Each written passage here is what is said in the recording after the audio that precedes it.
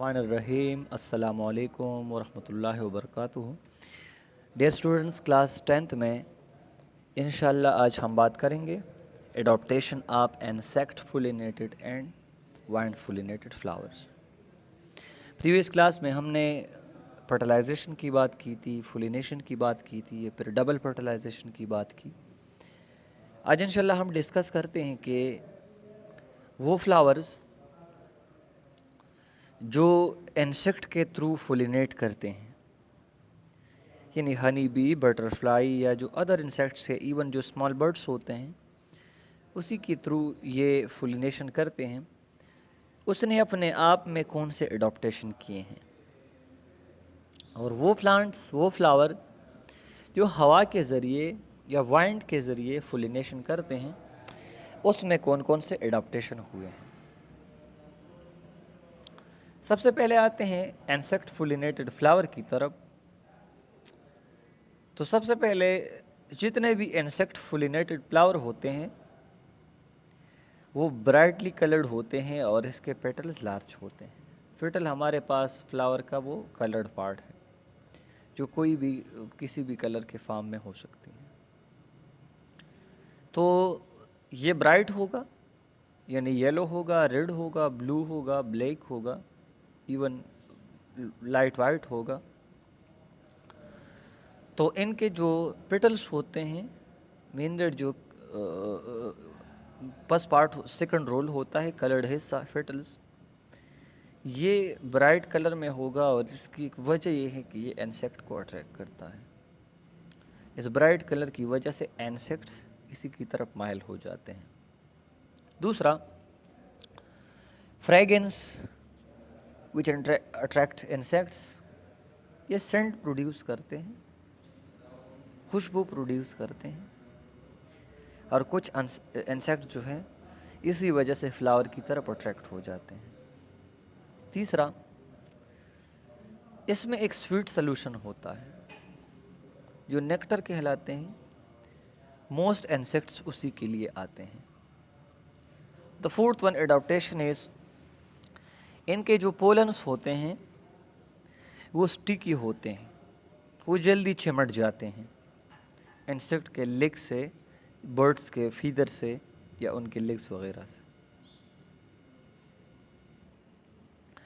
इसके अलावा the last adaptation is, इसका जो स्टिग्मा होता है, stigma of such a flower are sticky और shaped in a way that facilitate the transfer of pollen grain.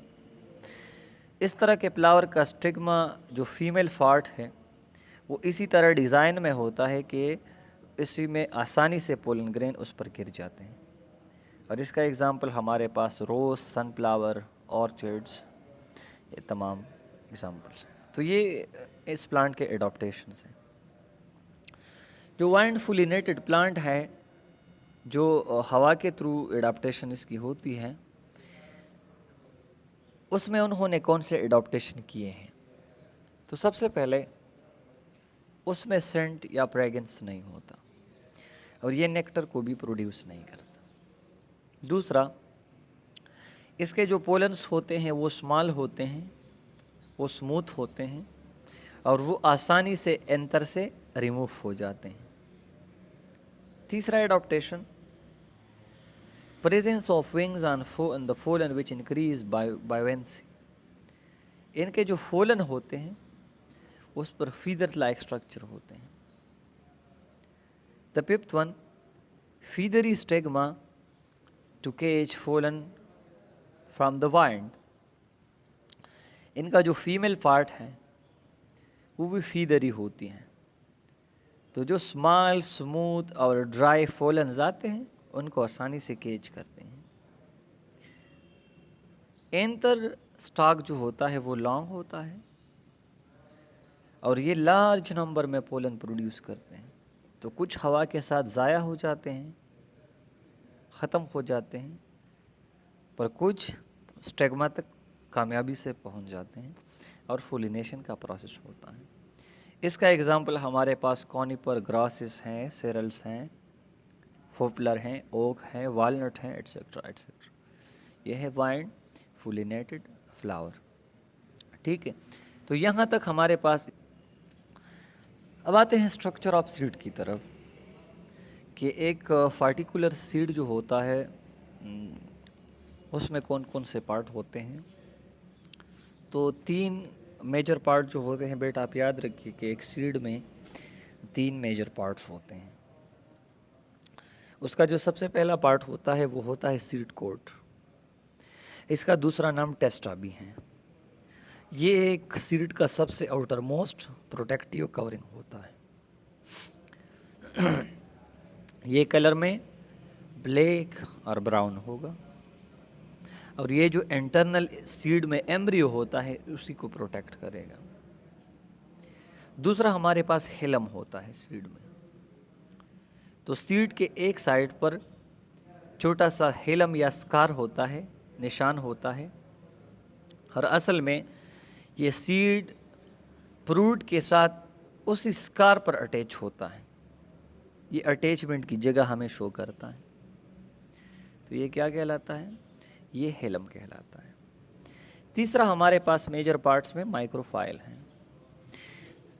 हेलम के करीब छोटा सा सुराख होता है, बहुत स्मॉल नैरो फोर होता है, जो माइक्रोफाइल कहलाता है। और इसी माइक्रोफाइल के थ्रू जर्मिनेशन के लिए फिर बाद में वाटर अंदर जाते हैं।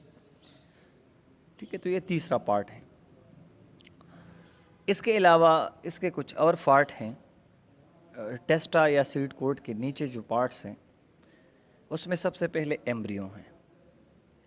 एम्ब्रियो सीड कोट के फ़ौरन बाद मौजूद होती हैं, और एम्ब्रियो के नीचे दिए गए इतने पार्ट्स हैं। सबसे पहला इनके पार्ट्स में होता है कार्टिलेडन। जो मोनोकार्ड्स होते हैं उसमें लीफ लाइक कार्टिलेडन होता है, और डाइकार्ट में 2 लार्ज प्लिशी कार्टिलेडन होता है। अब कमिंग स्ट्रक्चर में हम इसको और थोड़ा सा वाज़ह करेंगे। ठीक है। दूसरा हमारे पास एम्ब्रियो में स्ट्रक्चर्स होते हैं फ्लोमोली एंड रेडिकल। तो एम्ब्रियो में एक बहुत छोटा सा बड होता है जो फ्लोमोली कहलाता है, at the upper end of the hypocotyl. Hypocotyl के अपर एंड्स पर, और इससे फ्यूचर में स्टेम बनेगा। और जो हाइपोकोटाइल का लोअर पार्ट है वो कहलाता है रेडिकल, और इससे फ्यूचर में रूट्स बनते हैं। The portion between the plumule and the cotyledon is called epicotyl. Cotyledon और फ्लोमोली के दरमियान जो पोर्शन होता है वो इपिकोटाइल होता है। The portion between the cotyledon and radicle is called hypocotyl. Cotyledon और हाइपोकोटाइल के दरमियान जो पोर्शन होता है वो क्या होता है? वो हाइपोकोटाइल होता है। द लास्ट स्ट्रक्चर हमारे पास होता है endosperm. The tissue is form from endosperm nucleus. It store nutrients, ये न्यूट्रिएंट को स्टोर करते हैं। डाइकार्ड सीड हैव नो एंडोस्पर्म। जो डाइकार्ड सीड होते हैं इसमें कोई एंडोस्पर्म नहीं होता, वाइल जो मोनोकार्ड सीड्स होते हैं उसमें एंडोस्पर्म मौजूद होता है। In these seeds, the cartilagen absorb nutrients from the endosperm and transfer them to the embryo. जो कार्टिलेडन होता है वो न्यूट्रिएंट एब्जॉर्ब करते हैं एंडोस्पर्म से, और वो ट्रांसफ़र करते हैं एम्ब्रियो में। यहाँ पर डायग्राम में अब चीज़ों को हम देख सकते हैं। 2 तरह का सीड है हमारे पास, एक मोनोकार्ड है माइस का, और दूसरा डाइकार्ड है बीन का, लोबिया का जो बीन है उसका सीड है। तो यहाँ पर आप देख सकते हैं ये 2 हमारे पास बड़े जो नज़र आते हैं ये दोनों कार्टिलेडन है, ये डाइकार्ड सीड हैं। यहाँ पर आप फ्लोमोली देख सकते हैं जो बर्ड लाइक स्ट्रक्चर हमें नज़र आता है। ठीक है, और इसी साइड पर आप रेडिकल देख सकते हैं। रेडिकल्स की यहाँ पर बात हुई कि इससे फ्यूचर में क्या बनेगा। तो रेडिकल से हमारे पास फ्यूचर में ये क्या करते हैं, फ्लोमोली का जो अपर हाइपोकोटाइल है इससे स्टेम बनेगा, और जो लोअर कोटाइल है इससे रूट्स बनते हैं जो रेडिकल्स कहलाते हैं। तो रेडिकल से यहाँ पर रूट्स जो है वो बनते हैं, और इसके हाइपोकोटाइल से फिर यहाँ पर स्टेम बनता है। ठीक है, और ये मोनोकार्ड में भी आप ये फार्ट यहाँ पर ऑब्जर्व कर सकते हैं। बात आती है जर्मिनेशन की। जर्मिनेशन हमारे पास वो प्रोसेस है जब एक सीड से सीडलिंग बनता है।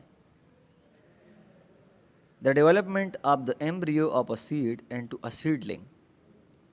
जब एक एम्ब्रियो, एक सीड है उसमें एम्ब्रियो मौजूद हैं, तो जब वो एम्ब्रियो कन्वर्ट हो जाता है सीडलिंग में, this process is called germination.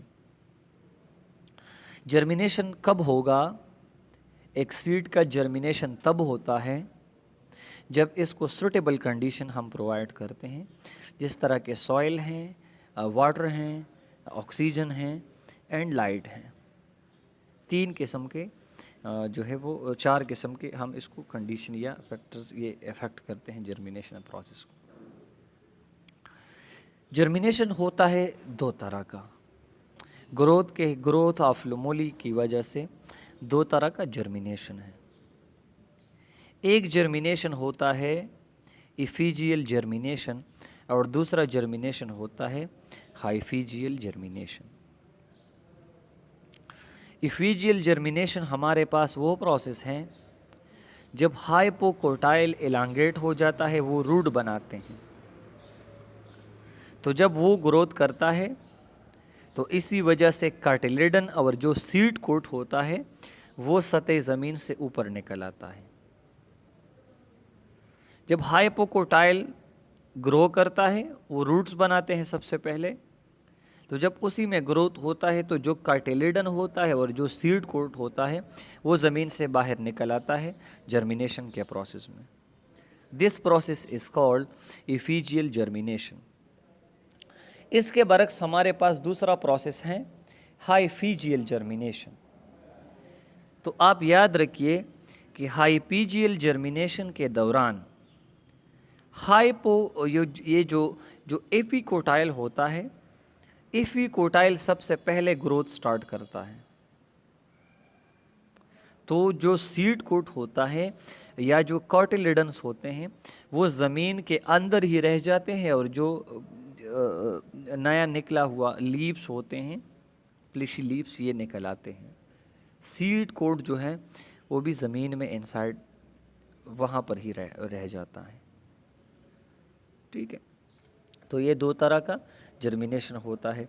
और ये जो हाइफोजियल जर्मिनेशन है, तो हाइफोजियल जर्मिनेशन मोस्टली ये माइज में, फी में, इस तरह की चीज़ों में होता है। इसमें सबसे पहले एफिकोटाइल ग्रोथ स्टार्ट कर देता है और सीड कोट और कार्टिलेडन ज़मीन के अंदर ही रह जाते हैं। और इफिजियल में हाइपोकोटाइल ग्रोथ स्टार्ट कर देता है, तो सीड कोट और कार्टिलेडन ज़मीन से बाहर आते हैं। ठीक है बेटा, आज के लिए आपका होम असाइनमेंट क्या है? Write and memorise epigeal and hypogeal germination. यहाँ पर मैंने हाइफिजियल लिखा है, ये गलत है, आप हाइफोजियल लिखें। Write and memorise epigeal and hypogeal germination, spell mistake है तो आप ये करेक्ट कर लें। तो इंशाल्लाह आज के लिए ये काफ़ी होगा। फर्दर क्लास को जो है वो कंटिन्यू रखेंगे इस चैप्टर के टॉपिक को कमेंट क्लास में।